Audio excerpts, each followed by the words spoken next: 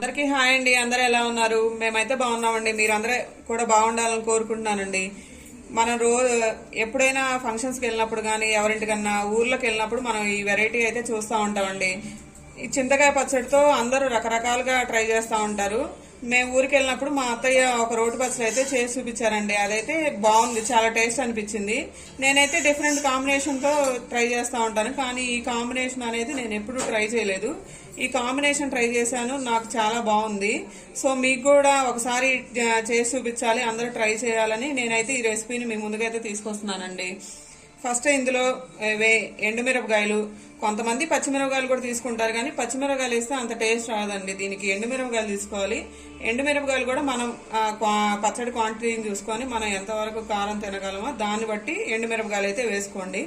తర్వాత కొంచెం వేయించిన పల్లీలు, కొంచెం నువ్వులు, కొంచెం మినపప్పు, కొంచెం జీలకర్ర, అలాగే కొంచెం కరివేపాకు, కొత్తిమీర అండి. ఇదైతే ముడి పచ్చడి అండి, చింతకాయ ముడి పచ్చడి. మనం సంవత్సరానికి ఒకసారి తయారు చేసి పెట్టుకుంటాం కదా, ఆ ముడి పచ్చడిలో పసుపు, కొంచెం ఉప్పు వేసుకొని మనం నిల్వ చేసుకుంటాం అనమాట. ఆ ముడి పచ్చడినే తీసుకోవాలి. ఇదైతే నేను మార్కెట్ నుంచి తెచ్చిన చింతకాయలు అయితే కాదండి, ఇది నూరు పెట్టుకున్న నిల్వ పచ్చడి, మా అమ్మ చేసి పంపించింది. సో ఈ పచ్చడిని అయితే నేను తీసుకుంటున్నాను.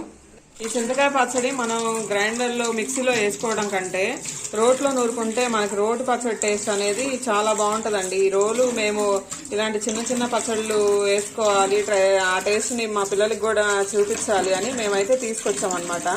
సో ఈ చింతకాయ పచ్చడి నేను మీకు రోట్లో ఎలా వేసుకొని నూరాలో ఎలా టేస్టీగా చేసుకోవాలో చూపిస్తానండి. ఎంత పడిందండి రోలు?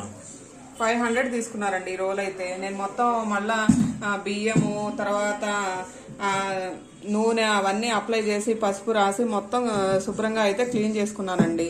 ఇలా చదునుగా రావడానికి నాకు ఆల్మోస్ట్ 3 అవర్స్ పట్టింది, ఇలా నునుపుగా తీసుకురావడానికి రోల్ని.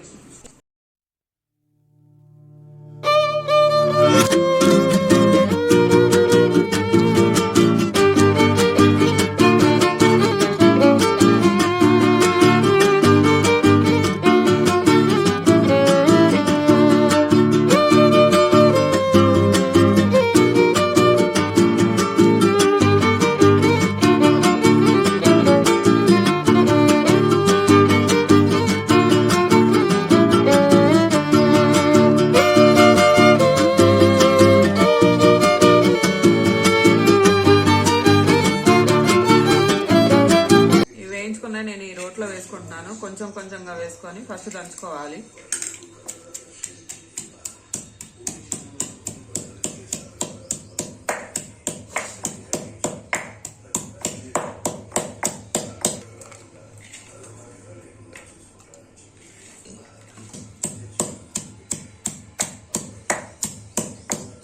మెత్తగా గ్రైండ్ చేసుకోవాలండి. మనం మిక్సీలో వేస్తే ఏంటంటే ఫాస్ట్గా అయిపోద్ది, కానీ టేస్ట్ ఉండదు.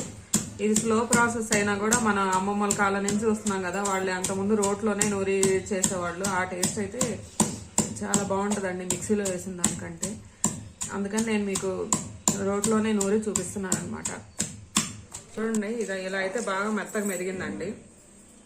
ఈ మెత్తగా మెదిగిన దాంట్లో మనం ముడి చింతకాయ పచ్చడిని అయితే వేసుకొని ఇంకోసారి కలుపుకోవాలి. చూడండి, బాగా మెదిగిందండి.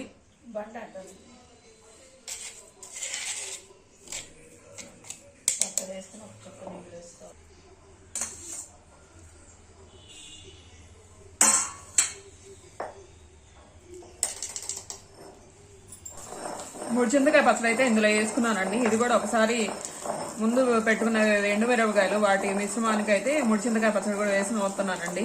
కావాలంటే కొంచెం నీళ్ళు అయితే వేసుకోవచ్చు. ఎట్లయినా పచ్చడి 1-2 రోజులు అయిపోతుంది కాబట్టి మనకి బూజేం పట్టదండి. కొంచెం నీళ్ళు అయితే యాడ్ చేస్తున్నాను, మరీ గట్టిగా ఉందని కొంచెం యాడ్ చేస్తున్నానండి. అయిపోయిందండి, మొత్తం అయితే కలిసిపోయింది. చూడండి, ఇంకా కొంచెం కావాలంటే నీళ్లు కలుపుకోవచ్చండి. నేనైతే కొంచెం గట్టిగానే తీస్తున్నాను. ఇది అయిపోయిందండి. మెత్తగా నూరుకున్న తర్వాత మనం ప్లేట్లో తీసుకొని దీంట్లో కొంచెం ఇంగువ వేసుకొని తాలింపు పెట్టుకుంటే చాలా బాగుంటదండి. చిన్నపిల్లలు ఉన్న ఇంట్లో ఎవరైనా అన్నప్రాసన అయిపోయిన తర్వాత పిల్లలకి పళ్ళు రావు కదండి, ఆ పిల్లలకి ఇలాంటి పచ్చడి కొంచెం వేడివేడి నెయ్యి వేడివేడి అన్నంలో పెడితే హెల్త్ కి బాగుంటది. అలాగే పిల్లలకి పుల్లగా కారంగా బాగుంటది కాబట్టి చిన్నపిల్లలు అయితే ఇంకా ఇష్టంగా తింటారండి.